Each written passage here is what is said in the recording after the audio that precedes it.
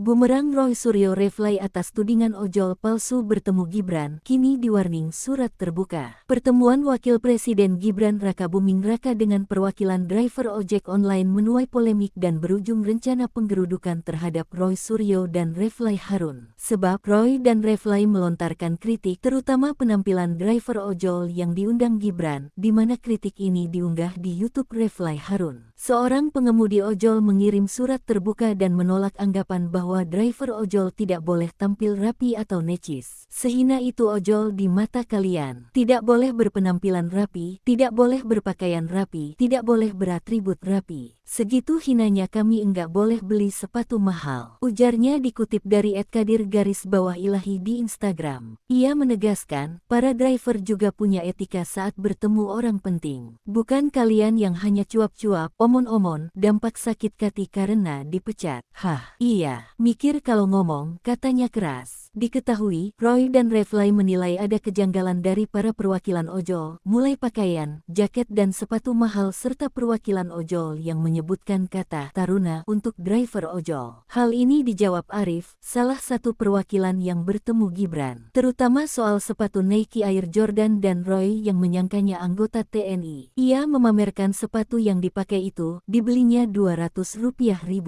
Disangkain saya TNI atau polisi. Padahal saya tukang ojek. Saya ikut ke Grab sejak Desember tahun 2018, ujarnya menunjukkan akun ojolnya. Soal kata taruna, ia mengatakan, itu istilah perjuangan ojol sejak 2019 saat mendapatkan tekanan dari ojek pengkolan, sehingga untuk melawan itu, muncul istilah taruna saat melakukan perlawanan. Terkait profesi pengacara Muhammad Rahman Thohir, yang dikenal di kalangan driver ojol sebagai Cang Rahman, adalah advokat Ketua Umum Depan Peradisai, Heri Ponto mengonfirmasi. Saya mau mengklarifikasi bahwa Muhammad Rahman Thohir ini atau di kalangan ojol ini dikenal dengan Cang Rahman adalah anggota kami. Beliau sudah menjadi advokat sejak 1999, kata Heri Ponto, Jumat tanggal 5 September tahun 2025.